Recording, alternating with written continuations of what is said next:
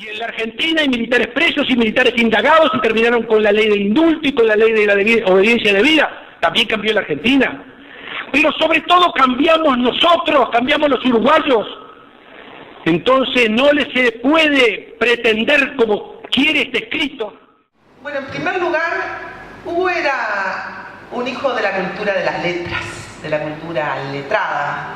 Era erudito, sabía muchísimo, leía muchísimo, amaba la palabra y le encantaba usar palabras que nadie usaba, porque creía que el idioma era muy rico y había que aprender a usarlo siempre. Rosario se ríe porque era experto en colocar unos términos ya caídos en desuso o rara vez usados en el lenguaje uruguayensis, y cuando uno le preguntaba por qué lo hacía, decía, bueno, es la palabra, es el idioma, es rico, hay que usarlo, y además hay que, algo así, elevar el nivel cultural de las masas. Tenemos al Instituto de Profesores Artigas.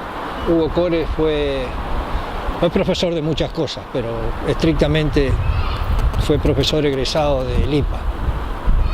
Acá, mientras estuvo en Uruguay, ejerció el profesorado de Historia. Sobre su trayectoria y pensamiento, en donde tal vez lo más importante fue la coherencia y la flexibilidad del pensamiento y del accionar de Hugo Cores. Es fácil mantener coherencia cuando se es, por ejemplo, dogmático, pero cuando no se es dogmático, se es libre pensador, se elabora y se construye pensamiento a través de la lucha, y la lucha se inspira a través de ese pensamiento creador.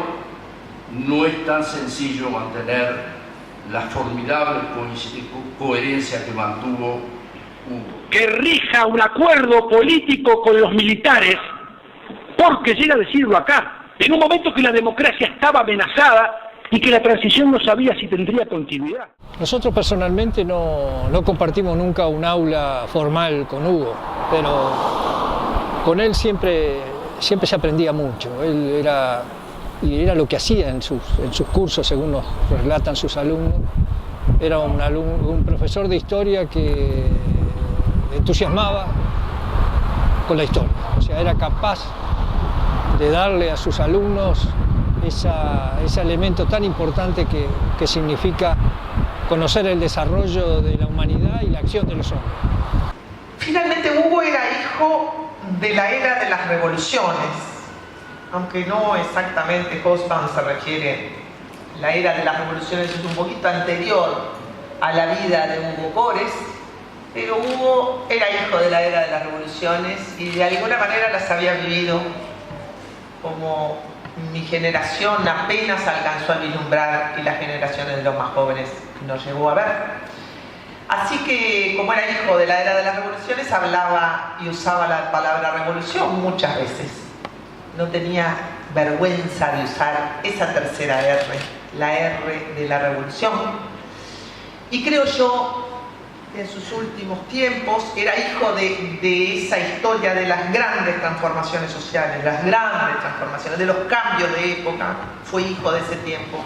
Y creo yo que en nuestros últimos años y nuestra última vida le resultaba un poco angosta, le resultaba un poco apretada. Cuando cumplía 60 años, la burocracia de la enseñanza se planteó que Hugo debía pasar un cierto examen donde demostrara que se encontraba en condiciones, supongamos, psicológicas para seguir enseñando, razón por la cual Hugo consideró que eso era inadmisible y dejó la enseñanza en las aulas. Pero siguió enseñando en su actividad política, en su actividad parlamentaria, en su actividad periodística. A Hugo le preocupaban los problemas del mundo grande, del mundo de ahora y del mundo de los romanos, del mundo de antes. Le preocupaba el tiempo, el ser del ser humano en el tiempo, pero también le preocupaba el mundo. Y me parece que eso vale recordarlo para una izquierda uruguaya que puede volverse provinciana, ombliguista, y hacer el análisis de su circunstancia histórica separada de la circunstancia histórica de otras izquierdas en el continente. Hugo siempre reflexionaba en clave cosmopolita, en clave del sentido general de la marcha de la izquierda en el mundo, y me parece que eso debe llamarnos a nosotros a salir de la sempiterna reflexión sobre el paisito y su singularidad para pensar en una escala más. Conviene, compañeros proscritos, con el Goyo Álvarez de presidente, pero no se enteraron que ya no es más presidente el Goyo Álvarez. Hay un presidente que lo eligió la izquierda, hay un presidente que va a avanzar en averiguar y saber todo lo que hay que saber sobre estos delitos.